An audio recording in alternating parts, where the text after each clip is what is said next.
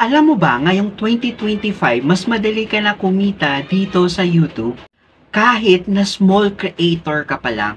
So in this video, ituturo ko sa iyo kung paano ka kumita sa YouTube ads step by step. So patapusin mo yung video na ito kasi at the end, meron akong i-share sa iyo na kung saan kumikita ako ng ganito, ganito, at saka ganito every single month. So kung gusto mo malaman, patapusin mo yung video na to. First, na pag-uusapan natin is ano ba yung YouTube Partner Program. Ito yung pinaka-basic na paraan para kumita ka dito sa YouTube. So, kapag monetize ka na, yung YouTube maglalagay ng ads sa video mo before, after, or sa middle ng mga video mo. At syempre, magkakaroon ka ng share ng revenue.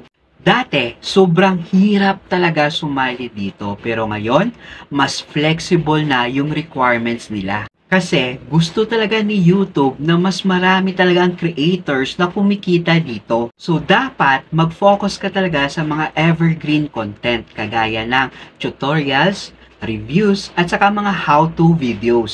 Kasi sila yung nagpapatuloy kumuha ng maraming views. Now, imagine this. Kahit 1 year na yung video mo is kumikita pa sa mga ads. So ngayon, ano naman yung updated requirements para makapasok ka mismo sa YouTube Partner Program? Actually, meron kang dalawang option.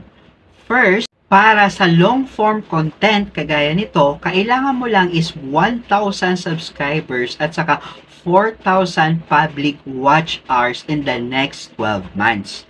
Next, second naman is yung short form. Sa short form naman, kailangan mo lang dito is 1,000 subscribers plus 10 million short views in the past 90 days. So, kung consistent ka talaga sa paggawa ng videos, achievable talaga kahit beginner ka pa lang. Now, ano ba yung pipiliin mo? Long form video or short form video? Now, ito yung tip ko sa'yo. Gamitin mo yung dalawa. First is maglagay ka ng long form video, then gumawa ka ng short form video na pwede mo i-connect sa long form video mo kasi once mas maraming views long form video mo is malaki talaga yung kitaan sa long form video dahil sa ad.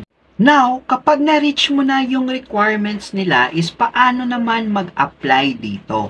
So ito yung next steps na dapat mo talagang gagawin. First is pumunta ka na sa YouTube Studio. Tapos, i-click mo yung monetization tab.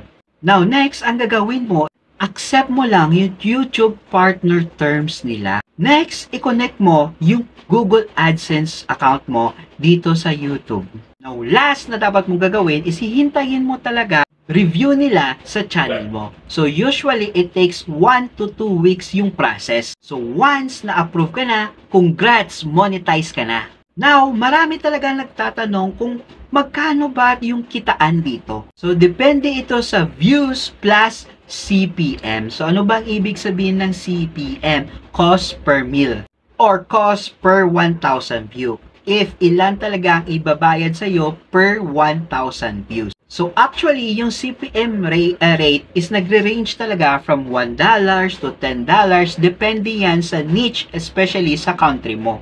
So, halimbawa, if meron kang 100,000 views sa isang mong video, tapos yung CPM niya is $5, so meron kang $500 sa isang video. Kaya, yung pinaka-importante dito is pumili ka ng niche na mataas talaga yung CPM, kagaya ng finance, tech, at saka tutorials. Now, ito naman yung tip ko para mabilis mo makuha yung requirements. In short, para mas mabilis ka talaga mag-grow sa YouTube. So, first at pinaka-importante is dapat mag-upload ka consistently. So, dapat 2 to 3 times per week. Second is gumawa ka ng searchable content. At nakalagay talaga sa title yung keywords na yun. Third is gumawa ka ng playlist. Kasi kapag gumawa ka ng playlist is tataas talaga yung watch time mo. Kasi panunuorin nila yung playlist na yon. Fourth, ito yung pinaka-importante at ginagawa ko talaga is mag-engage sa comments. Okay? Mag-engage sa audience mo. Kapag nag-comment sila, replyan mo agad. Now, ready ka na ba malaman kung paano kumita ng ganito? ganito at saka ganito ng libre. As in libre, walang babayaran, walang puhunan. So kung gusto mo maka-instant access dito, is i-click mo yung link na sa description box below. So it's me again, Anthony James Yusa, signing out.